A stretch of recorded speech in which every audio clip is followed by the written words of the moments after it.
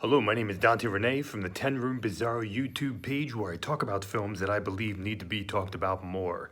Like tonight's film, this is 1977's The Grateful Dead movie, right here, The Grateful Dead. The Grateful Dead in green, movie in white. Here it is, folks. This is quite a film here. And while it is a movie that is, I would say, known obviously in the circles of Grateful Dead fans, this is a film that needs to be talked about more, even beyond the circle of Grateful Dead fans. And possibly beyond the circle of just music fans, even. But within that circle as well. The editorial director, that's interesting. The editorial director of this film is Jerry Garcia, the vocalist and guitarist of the band, one of the vocalists, and one of the guitarists in the band, or the lead guitarist. So very, very interesting. I've just never seen that before. I typically see just director, but I don't see editorial director, Jerry Garcia. Let's get into this film here from released in 1977, The Grateful Dead. Now, the interesting thing is that, man, what a ripe time in the 70s for music films. I mean, you could go to the movie theater and you could see movies based on live concerts. It seems to be kind of in some way a dying art form with YouTube and, there's just YouTube and full access to anything you want at all times. It seems like it's something that is just not wanted beyond like a big event night. You still might see a live concert at a movie theater just for one night. A Fathom event or something. But to actually have a film be out there and in circulation for a period of time. And be considered a true film. Now that is something that's very, very rare.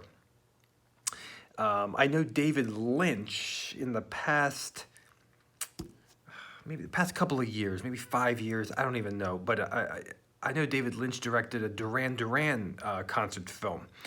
And I know that there have been some sections or some times where 3D was utilized in the concert film format. So definitely some interesting things within music films. But what the Grateful Dead movie really evokes and challenges and what makes it so incredibly special and unique, creatively unique, experientially unique amongst the other concert films is that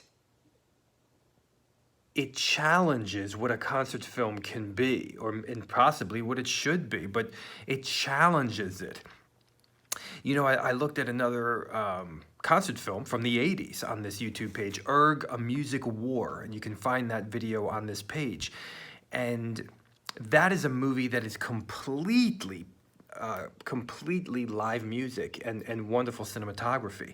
The Grateful Dead movie, to those that aren't quite certain the placement of a music film or a concert film as being cinema, as being a movie, as being a movie that should be in theaters, so on and so forth, the Grateful Dead movie will answer those. The Grateful Dead movie will challenge what a concert film can really be. Now, what we have here is we have a film that incorporates animation, still photography, some camera effects, documentary-like vibes with Grateful Dead fans, police officers, Hell's Angels, people working the concert venue of the Winterland where this was filmed, I believe over a course of a few nights. And the band members themselves. It's not only a snapshot of a concert, it's a snapshot of an era. I know that this was filmed, I believe, around 1974. A snapshot of 1974, a snapshot of a cultural, musical movement of psychedelics and drugs and freedom and the way people were experiencing music and art and concerts and camaraderie and life at that time. Now, the Grateful Dead movie even has an intermission. The only other film that I know that has an intermission is Stanley Kubrick's 2001 Space Odyssey. Now, this film is 132 minutes long, and it is not a quote-unquote concert film because it's a timeless type of film where you will get chunks of a concert and you will truly feel it. You are there. You are experiencing it. The cinematography is wondrous as you will learn even how the fingers are moving, how the hands are moving on the drum sets. I mean, the camera will get that close, and it'll also just capture the closeness not only of fingers and arms and hands and feet, but also of mouths and sweat and lights and a disco ball and fireworks inside, homemade fireworks, and dancers on the stage and in the crowd. But you will get that, and you will also all of a sudden just get cuts in between there, possibly still with the music that you were just listening to from the concert, but you will get cuts to when they were setting up the concert, when the band was sound checking. Possibly just some history of the band, still photography from the old days, and other music, studio music. And so what you have here is the world of not only a Grateful Dead show at this era, but a concert, the beginning, the line forming outside, and real arguments, legal situations, drug use.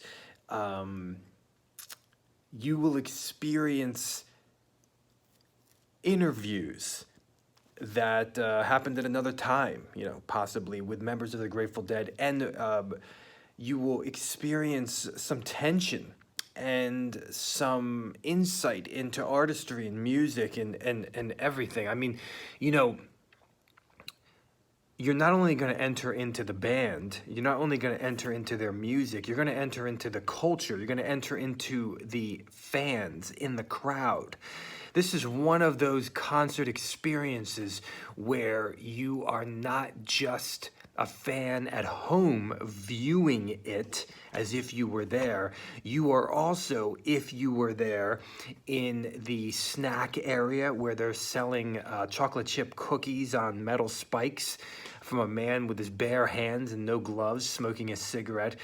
But you're also experiencing it in the crowd, the dancing, the ritualistic vibes and hallucinogenic psychedelics and tripping.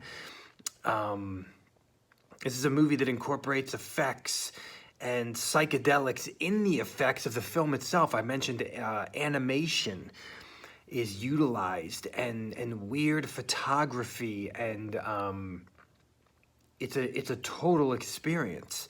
You'll even go backstage. You'll even talk to security and people who are putting the show together. This is an all-encompassing experience that is actually a film, actually a cinematic documentary story that is a concert, but it is also an added story, an added experience. There's really nothing like it out of any concert film that I've seen thus far. And there's slow motion and interestingly bizarre footage at times. And you're seeing shots of people's faces. And it's very real. It's very raw when it comes from the perspective of the people, of the fans, of the people working the venue, of the people outside the venue.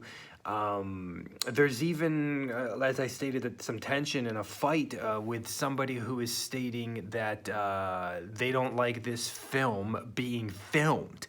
They don't want to be in this movie.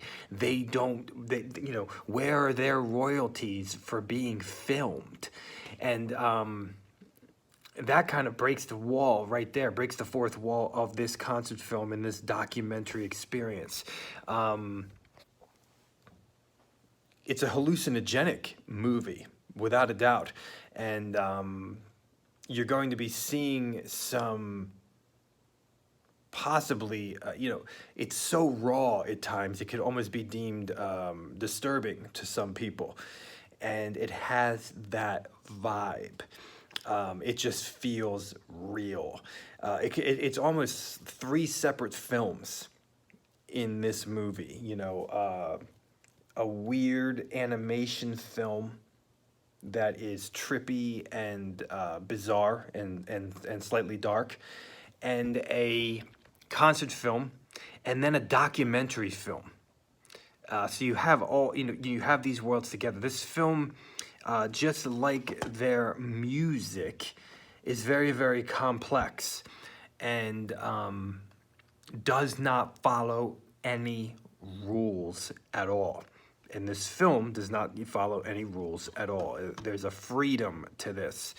But at the same time, there is definitely an intentional complexity. It's a revolution of sorts. This is 1977's The Grateful Dead movie.